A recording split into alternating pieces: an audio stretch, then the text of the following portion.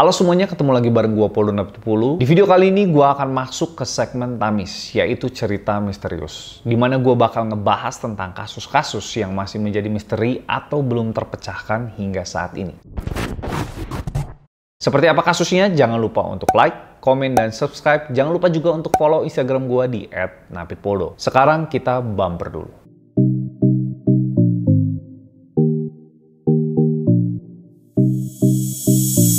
Di video kali ini gue bakal ngebahas sebuah kasus yang sangat terkenal di dalam sejarah kriminal di Amerika Serikat. Dan kasus ini masih menjadi misteri dan belum diketemukan pelakunya sampai sekarang. Jadi pada akhir tahun 1960, warga California Utara dikejutkan dengan kasus pembunuhan berantai. Kalau kalian bertanya kenapa disebut pembunuhan berantai, jawabannya adalah karena si pembunuh telah membunuh lebih dari 3 orang secara berturut-turut. Dalam kasus ini, banyak korban jiwa yang telah dibunuh. Tapi sampai saat ini, pihak kepolisian tidak mampu mengungkap siapa orang yang terlibat dan apa motif yang mendasari si pembunuh untuk melakukan pembunuhan. Uniknya lagi, di dalam kasus ini, si pembunuh itu suka sekali untuk bermain teka-teki. Jadi dia akan selalu mengirimkan banyak surat yang berisi simbol-simbol. Kebayangkan, mau baca surat aja, kita harus mikir buat mecahin simbol-simbol itu. Nah, di video kali ini gue bakal ngebahas kronologi dari kasus ini, di mana kasus ini disebut sebagai kasus Zodiac Killer.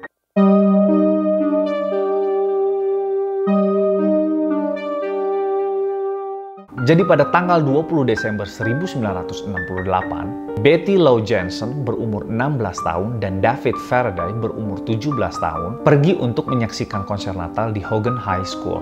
Di sana, mereka bertemu dengan teman-teman dan untuk makan malam bareng. Lalu setelah pulang menyaksikan konser, mereka memutuskan untuk singgah dulu di Lake Herman Road. Lake Herman Road ini merupakan tempat yang sepi yang menjadi tempat favorit para pasangan remaja pada masa itu. Sekitar jam 11 malam, seorang pemuda berkendara melewati Lake Herman Road. Dia melihat ada sebuah mobil yang terparkir di sana. Saat mendekati mobil tersebut, dia melihat ada satu orang perempuan tergeletak di tanah yang sudah tidak bernyawa. Dan satu orang laki-laki yang tergeletak di dalam mobil, tetapi dia masih hidup. Saat polisi datang, disitulah baru diketahui bahwa perempuan itu adalah Betty Lou Jensen dan laki-laki itu adalah David Faraday. Betty ditemukan dalam keadaan sudah tidak bernyawa karena luka tembak di bagian punggungnya, sedangkan David tertembak di bagian wajahnya. David pun langsung dibawa ke rumah sakit, tapi sayangnya saat menuju perjalanan ke rumah sakit, nyawa David tidak dapat tertolong dan akhirnya dia pun meninggal. Dari hasil olah TKP, polisi menyimpulkan bahwa Betty dan David ini ditembak oleh orang yang tidak dikenal secara membabi buta. Tapi anehnya tidak ada barang yang hilang ataupun tindakan kriminal lainnya. Dari situ, polisi berusaha untuk menemukan pelaku, tapi mereka tidak punya petunjuk, barang bukti, dan saksi dari kejadian tersebut. Jadi saat itu polisi menduga bahwa ini adalah kejahatan random yang dilakukan oleh orang iseng. Setelah pembunuhan terjadi di Lake Herman Road, ternyata pembunuh kembali beraksi di tempat yang berbeda. Tapi sang pembunuh melakukannya dengan cara yang sama dengan kasus yang pertama. Setelah pembunuhan yang terjadi di Lake Herman Road, ternyata pembunuh kembali beraksi di tempat yang berbeda. Tapi sang pembunuh melakukannya dengan cara yang hampir sama dengan kasus yang pertama. Targetnya pun sama kayak kasus yang pertama, yaitu pasangan remaja. Nah, kasus yang kedua ini terjadi sekitar tanggal 4 Juli 1969 atau 7 bulan setelah kasus yang pertama. Pada kasus pembunuhan yang kedua ini terjadi di tempat parkir Blue Rock Spring Park di Vallejo, California. Kasus kedua ini berjarak 4 mil dari lokasi pembunuhan yang pertama. Korban di kasus yang kedua adalah Darlene Elizabeth Varin berumur 22 tahun dan Michael Reynolds McGill berumur 19 tahun. Darlene ditemukan sudah meninggal akibat banyaknya luka tembak di tangan dan di punggungnya, sedangkan Michael berhasil selamat meskipun mendapat luka tembakan di leher serta di bagian dada. Jadi si Michael ini masih hidup. Dari hasil interogasi polisi kepada Michael, diketahui cerita kronologi dari penembakan tersebut. Jadi pada saat Darlene dan Michael memarkirkan kendaraannya di Blue Rock Spring Park, beberapa menit kemudian muncul sebuah mobil yang parkir tak jauh dari mobil mereka. Lalu supir tersebut turun dari mobil dengan membawa senter dan juga senjata api. Si supir ini langsung mengarahkan senter ke wajah Darlene dan Michael dan langsung menembak mereka berdua secara brutal. Dari hasil interogasi, Michael menjelaskan bahwa pelaku ini berkulit putih, tingginya sekitar 170 cm dan mempunyai rambut keriting berwarna coklat. Keesokan harinya di tanggal 5 Juli 1969, seorang pria tidak dikenal menelpon kepolisian Vallejo. Dia memberitahu bahwa dirinya bertanggung jawab atas penyerangan dan pembunuhan yang terjadi di Blue Rock Spring Park dan di Lake Herman Road. Polisi pun sudah curiga bahwa pelaku pembunuhan pada kasus pertama di Lake Herman Road adalah orang yang sama seperti kasus kedua di Blue Rock Spring Park, karena pembunuhan yang pertama dan kedua ini sama persis. Pihak kepolisian langsung melakukan penelusuran terhadap penelpon tersebut. Polisi pun memeriksa dari mana asal sang pembunuh tersebut melakukan panggilan telepon. Setelah ditelusuri, ternyata sang pembunuh menelpon dari telepon umum yang terdapat di tempat pengisian bensin di wilayah Spring Roads yang tidak begitu jauh dari kantor polisi Vallejo. 1 bulan setelah kejadian itu, mulai terjadi hal yang aneh. Tepatnya di tanggal 1 Agustus 1969, 3 kantor surat kabar yaitu Vallejo Times-Herald, The San Francisco Examiner, dan San Francisco Chronicle menerima kiriman 3 lembar surat dari pelaku pembunuhan. Surat-surat ini berisi bahwa sang pengirim surat adalah orang yang bertanggung jawab pada peristiwa penembakan dan pembunuhan di Lake Herman Road dan Blue Rock Spring Park. Di surat itu juga, dia menceritakan dengan detail tentang korbannya, bagaimana kronologi pembunuhannya, dan senjata apa yang dia pakai saat membunuh korbannya. Surat yang ditulis dengan tulisan tangan ini diawali dengan kalimat, "I am the killer of the 2 teenagers last Christmas at Lake Manhart, bla bla bla." Namun pada lembar ketiga, surat ini ditulis dalam 408 simbol kriptogram yang diklaim oleh sang pengirim merupakan identitas asli dia. Di akhir suratnya juga dia menggambar simbol lingkaran dan tanda tambah plus.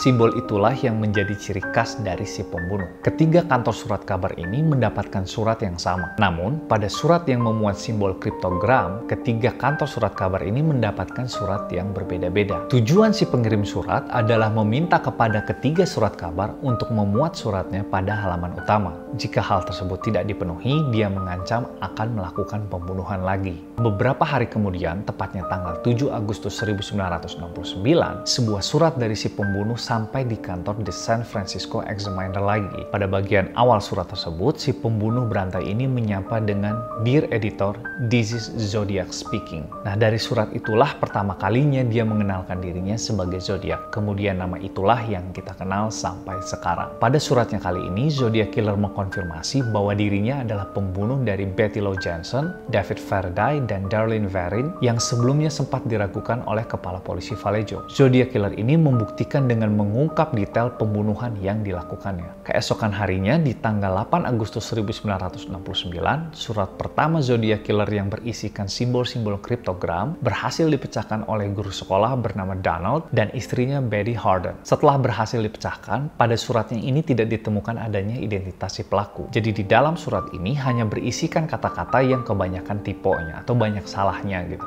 Dari surat itu, dia menceritakan alasan kenapa dia membunuh dan motivasi dia untuk melakukan pembunuhan.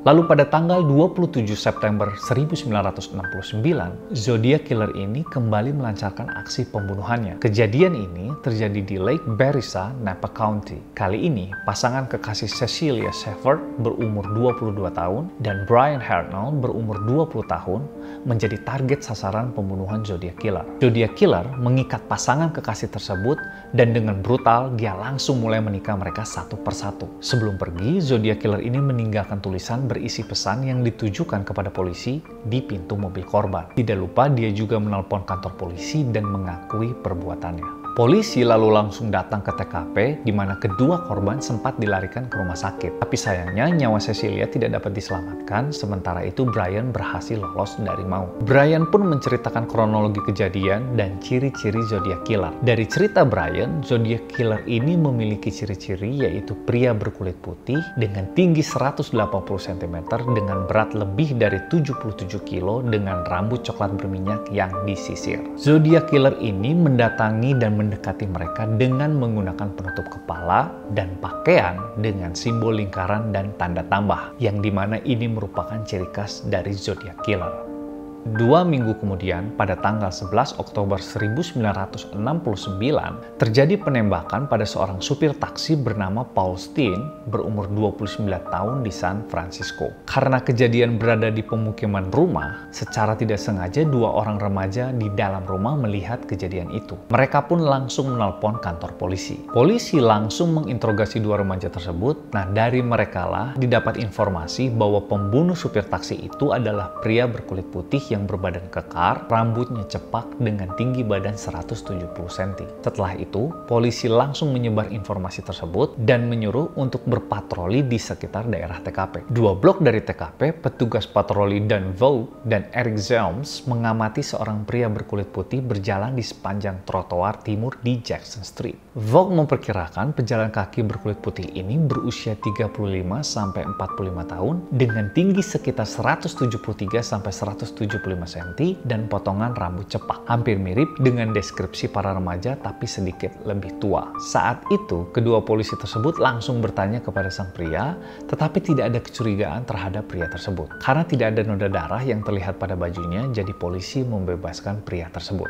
Awalnya polisi menganggap itu hanyalah sebuah perampokan biasa dan tidak berpikir bahwa perbuatan itu adalah perbuatan Zodiac Killer karena pola pembunuhan dan korban yang sama sekali berbeda dari kasus-kasus sebelumnya. 3 hari setelah kejadian penembakan tersebut, yaitu tanggal 14 Oktober 1969, sebuah surat datang lagi ke kantor berita The San Francisco Chronicle. Surat ini menyatakan bahwa dia adalah pembunuh Paul Steen. Surat itu ditulis dengan tulisan yang sama dengan surat yang dikirimkan Zodiac Killer sebelumnya. Surat itu juga dikirim beserta sebuah pakaian milik Steen dengan bekas noda darah. Di akhir surat, Zodiac Killer menyatakan niatnya untuk melakukan pembunuhan di sebuah sekolah yang dipenuhi dengan anak-anak. Polisi tahu bahwa mereka sedang berhadapan dengan orang-orang yang sangat berbahaya. Saat Zodiac Killer ingin melakukan pembunuhan terhadap anak-anak sekolah, masyarakat dan polisi bekerja sama untuk mengamankan satu sama lain, agar tidak ada lagi korban jiwa. Seluruh mobil polisi dikerahkan untuk mengawal bis sekolah dan banyak juga orang tua yang mengantarkan langsung anaknya ke sekolah. Seluruh polisi berkumpul untuk membicarakan kasus ini.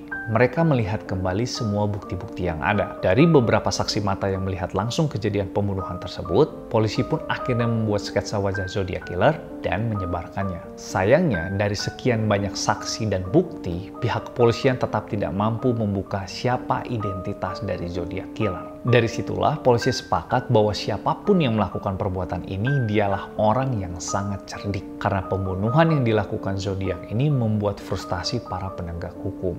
Untungnya, niatan dari Zodiac Killer untuk membunuh anak-anak sekolah tidak terjadi. Dan surat-surat dari dia pun sudah jarang diterima oleh kantor surat kabar. Tapi anehnya, kasus pembunuhan masih aja terjadi. Dan diduga Zodiac Killer lah yang merupakan dalang dari semua kasus pembunuhan itu. Tapi polisi tidak dapat mengkonfirmasi apakah itu perbuatan dari Zodiac Killer.